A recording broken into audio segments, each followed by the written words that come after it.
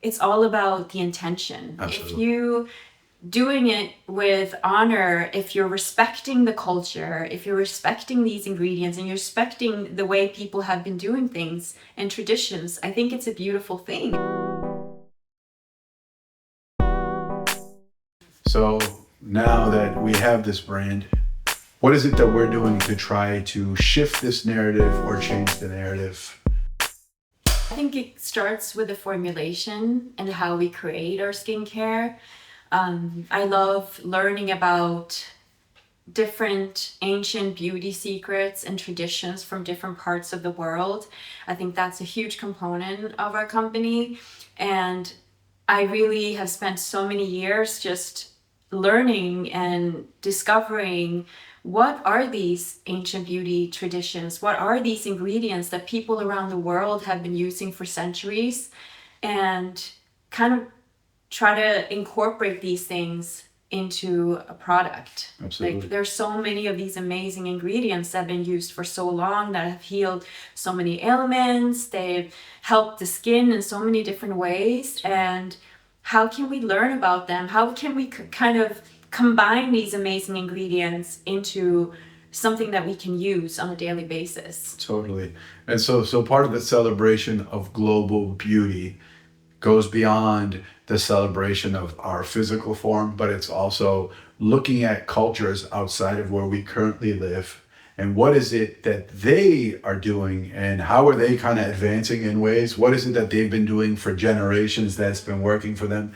And how can we borrow from some of those cultures and find a way to use it? As a Kurdish person, I love seeing these memes. Have you seen these like Kurdish men dancing? And then they have like a hip hop track over, like Snoop Dogg had it on his site. I don't find that culturally offensive at all. I love that my people are being represented with a dope track behind them. And I think that's the other thing too. Like we have to learn from each other. We have to borrow from each other. It's actually like crucial to our sustainability as people. Absolutely. We have to grow and adapt. And so you're saying, I think, in the last few years, I've really noticed how in the beauty industry specifically, people have talked a lot about, well, if you're not Asian, you shouldn't be talking about gua sha, or you shouldn't be talking about jade rollers. If you're not, from Africa, you shouldn't be using these things. There's a lot of talks like that, but I feel like, I think from the beginning, I feel like everything was separated. This was all they knew at that point. They had their own traditions, their own beauty secrets, their own way of doing skincare and wellness. But I think as our society has grown and as our world is becoming more global, I think these secrets and these traditions and these ingredients are supposed to be cherished by people around the world. And yes, I don't think you should exploit that in any way and try to take advantage of it in any way, but I think you do it with honor and you are sensitive to how it's being used. totally, But I think if you're doing it in the right way, I think we can all benefit from it. 100%. And I feel like a lot of the oils and the ingredients that we use, we really make sure that we use ingredients that are sustainable Absolutely. and regenerative in many ways, and that it helps communities around the world so they can also benefit in the way that they harvest these ingredients. Because when you're looking at natural ingredients are great, but how can we kind of take that step a little bit further, right? Like how can we see how is it being grown? How is it being harvested? How is it helping communities around the world?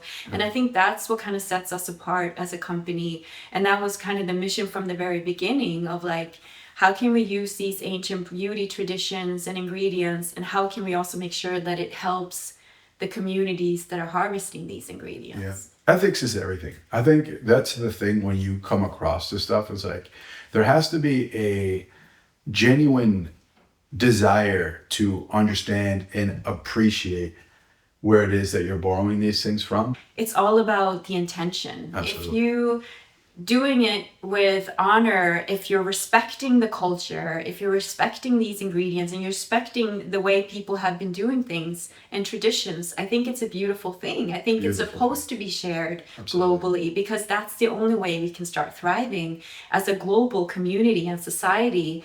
To borrow and learn and discover and explore. It's a celebration. Our brand is a complete celebration of them. It's global beauty. We say, using global ancient beauty traditions, packaging them up and making it work in modern society. That is giving so much credit to the other. Yeah. And celebrating the other. And I love that there's no confusion around our brand. We're not saying, hey, we created this. No. We're saying, no, this has existed. You guys have forgotten about it here, or you might not know about it here. Mm-hmm. But people there are using this, and this is amazing. And here's an offering. Now you too can use a part of this. And I love that we do that. I love that we have that sort of celebration of global beauty. Absolutely. Yeah. I had a lot of people tell me too that I shouldn't name the brand Lina Hanson, that I should name it something else, because, oh, well, one day you might sell it or something like that. But I feel like this brand, this company that we created, really feels so strongly authentic and real with what I believe in and what I stand for. So I have no issues putting my name on it, because creating the skincare line feels like it's exactly what I'm supposed to do. It was something that, really resonated with me in that way, that it was something that we were just supposed to create and put out there in the world. So having that. Yeah, I think for me too, it's a process. The reason I didn't want the investors and people like that involved is I wanted us to kind of figure it out as we were going along. Like, what is this thing? I feel like sometimes early on, when we did have those investors that were interested, they latched on to one idea of what the brand was, and they wanted to push that. But we were still figuring it out. Yeah, it's true. I mean, it's been a journey all along, and I feel like in many ways, it's evolving. Global beauty, our brand is still evolving, and it's 100%. Evolving with us too. Exactly. And as we're getting more information, as we're learning, the key has always been sustainability, but our world is constantly changing. Yeah. Sustainability is constantly evolving, and we're not saying that we have it all figured out, but we're still actively trying to figure it out and learn and evolve with times. Yeah. And so we travel to these places and firsthand meet people who are using these things and ask a billion questions and then use it for a very long time. But that comes from your curiosity of the other. Yeah. That comes from your appreciation of the other. And what is it that they're doing, and how are they thriving over there? And what is this little thing? And I don't know, it's cool to watch you do that sort of stuff. Yeah, it's a passion of mine, and it's still, I guess, evolving in many ways. But yeah, it's something that I'm genuinely so interested in, and I think it's something that would benefit so many different people. And I think the global beauty it's realizing that what you look like, who you are, is exactly what's supposed to be. Yeah. Because that's what makes you beautiful. That's your uniqueness. Your culture, where you're brought up, is supposed to be that's what makes you beautiful.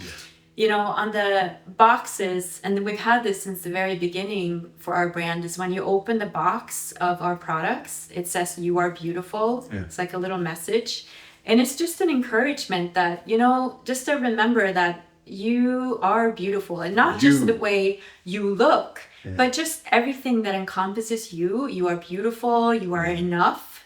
You don't need to change into some sort of narrative of what it's supposed to be like. Right. You are enough as you are. I really try to encourage people to take the time to use the products and be intentional how you're using it. Take a moment, be present, apply the products. What does it smell like? What does it feel on the skin?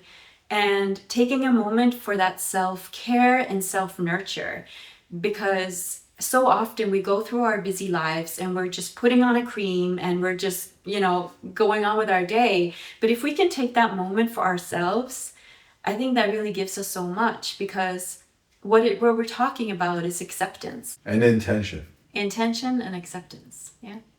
Yeah, that's global beauty. That's what it's about, actually. Yeah. Acceptance of yourself of the other and the intention to appreciate yourself and the other as opposed to exploit or tear down. Absolutely. That wraps it up.